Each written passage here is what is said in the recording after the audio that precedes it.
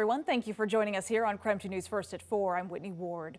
Well, just hours ago, the Idaho Supreme Court heard arguments for and against 3 state abortion laws, including that so-called trigger ban that took effect just in August. That law made abortion a felony crime in Idaho, except in cases of rape, incest, and when the mother's life is in danger. The attorney for Planned Parenthood made arguments to have those laws struck down, saying it violates a woman's right to privacy and is therefore unconstitutional. Numerous provisions of the Constitution, standing alone and taken together, protect a woman's right to bodily integrity and autonomous decision-making related to procreation, including the right whether to terminate a pregnancy. As of the date of enactment, the Idaho Constitution recognized a right to be left alone, a right to privacy. Those are fundamental rights that I think the Constitution reserved to the people under Section 21. This court has had no difficulty concluding that those are fundamental rights. The Idaho Attorney General's office, on the other side, argued that the Planned Parenthood case ventured into legislating, and decisions from the court should be strictly about interpreting law, not legislating abortion laws. Petitioners come to this court with a policy dispute. They think abortion should be legal without thought to the lives of the preborn children who will be lost because they perceive abortion to offer benefits to women. The state has come down on the other side of the policy ledger. Now that Roe has been reversed, the state has exercised its power to protect the lives of preborn children, except when such a life would come at the expense of the woman or in the cases of rape or incest. So right now there is no timeline as to when Supreme Court justices there in Idaho will release an opinion or a ruling, but likely in the coming week or so. Right now, we'll just wait and watch. We also have new information tonight on the University of Idaho's guidance regarding discussions of abortion or birth control on campus. University President Scott Green sent an email to students and staff yesterday clarifying the university's stance. It says the No Public Funds for Abortion Act passed by the Idaho legislature, and he says it is complex, unclear, and written to be punitive for state employees. The email goes on to say they didn't add or change any university policies because of the legislation. If people do break the law, he says they could face a crime, and U of I doesn't impose criminal charges. There are no changes, he says, to the academic freedom policy or to students' access to contraceptives. All right, right now, driving through downtown Spokane is pretty challenging because of multiple construction projects that are causing a lot of traffic. Today, KREM 2's Amanda Rowley tracked down those projects and the ones that have had the most impact on your commute. She's sharing where they are and when traffic could return to normal. Right now, construction in Spokane is causing traffic backups, lane closures, and detours. It can be difficult to navigate through it all. So today I confirmed there are 4 major construction projects that may be impacting your commute. The most recent construction project is at Division and Sprague. Emergency repairs here have closed the right 2 lanes of northbound Division from 2nd Avenue to Sprague. Crews are expected to be done in the next 10 days. Then there's the Riverside Avenue construction, where several blocks are closed. From Division to Wall Street, Riverside is getting reduced to 3 lanes, making room for a new bike lane. The city of Spokane says that construction is expected to wrap up there in November. And believe it or not, construction on Thor and Freya is nearing the end. This project has sent traffic through several different detours since it started last March. But traffic flow is expected to return to normal when it's completed in the next 30 to 40 days, which could be sometime in November. Finally, there are traffic delays on the north side of the North Monroe Street Bridge. Traffic lanes there are temporarily reduced to 2. Now, the city's website says the currently estimated completion date for this project is October 17th. This all may be frustrating now, but the good news is some construction projects like this one will be cleared up in a few weeks, while others will make significant progress. Reporting in downtown Spokane, Amanda Rowley, KREM 2 News.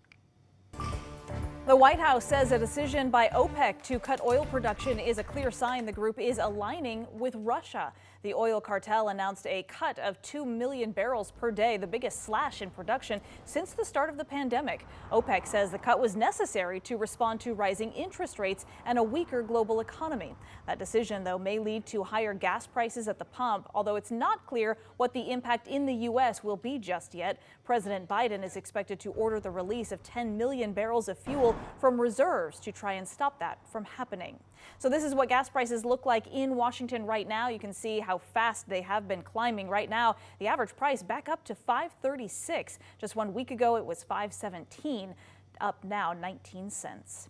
And getting a little closer to home here, just in Spokane, the average price $4.79 a gallon. Last week it was $4.75.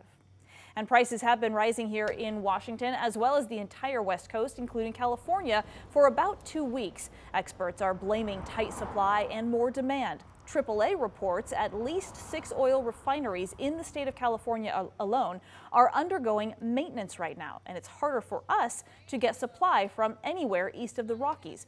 Experts are also warning the uptick in gas prices will likely impact consumer behavior across the board. Spike that we've seen over the last week or so is significant enough that it's enough for consumers to stop and think. Seattle U University professor says high prices for gas can discourage consumers from purchasing big ticket items. He adds, though, there has not been a drastic change in behavior yet. Well, just a few moments ago, Garland Street at Maple reopened after a serious crash today. It closed for several hours. We are learning now Spokane police are investigating that crash as a suspected DUI. One person is in critical condition at this hour. The crash happened just a little past 11 a.m. The victim was driving his truck northbound on Maple. The suspect, police say, was speeding eastbound on Garland when the two collided. One driver said she saw the crash happen just a few cars ahead of her. On my way to the bank, and I just heard this crunching noise, and I said, "What was that?" Thought it was my car maybe making that noise. And my son, he said, "That's the wreck right there on the corner." And I looked up and I saw that Jeep turned over on the side. And I said, "This isn't going to be good." Police said the suspect ran away from the crash site but was found just a few blocks away by police and a canine unit. He was arrested with just minor injuries. We're now waiting to learn exactly what he will ultimately be charged with. Tonight, the Bonner County Sheriff's Office is looking for a missing teen. So take a look. Right now, they are looking for 15-year-old Kalina Kelly. She's 5'5", black hair, brown eyes. If you have any information on where she might be, you're asked to please contact the Bonner County Dispatch. We've got that number right there on your screen. Health officials issuing a second warning in just 48 hours for a harmful algae bloom in Northwest Lakes. Today, Spokane Health District said the algae has been found in Newman Lake north of Liberty Lake. So this comes after officials also issued an alert for Rose Lake just yesterday, which is just east of Coeur d'Alene. Recent water tests showed the presence of a harmful blue algae bloom in both of those lakes. The algae is a type of bacteria that is harmful to both humans and animals. Doctors say it can cause skin irritation, allergic reactions, and even liver damage if you ingest the water or swim in it.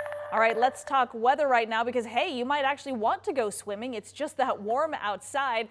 Definitely not October-like weather that we're probably used to. Our meteorologist, Michelle Boss, is here letting us know how many more days we can enjoy this. We've got plenty more days of beautiful weather to enjoy right on through the weekend, and it's looking like much of next week, even though it'll be a little bit cooler, could be just as beautiful. Let's start with the weekend because we're close enough to look to Saturday and Sunday. Mostly sunny skies both days. Temperatures in the middle to upper 70s. And of course, we have another warm day on the books today. Probably will just fall a degree short of 80 degrees in Spokane, but still plenty warm. 78 right now in Spokane, lower 80s in Deer Park, 78 in Coeur d'Alene, and lots of 80-degree temperatures in central Washington and even down across the Palouse and Lewiston. Not much to speak of as far as precipitation. We have mostly sunny to partly cloudy skies across the inland northwest, and it's going to remain so over the next several days. Temperature trend keeps it really warm through about Monday. We'll get a brief cool down, but then temperatures look like they're going to be headed back up into the lower 70s for much of next week, so we may have more unseasonably warm weather to enjoy. Short-term forecast looks like this. Partly cloudy skies this evening, temperatures falling into the 60s, and then beautiful and warm the next 3 days, Friday, Saturday, and Sunday.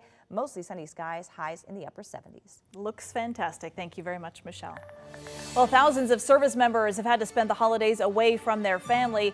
After the break, we're letting you know how you can bring some happiness to those troops during the holiday season. We're back right after the break.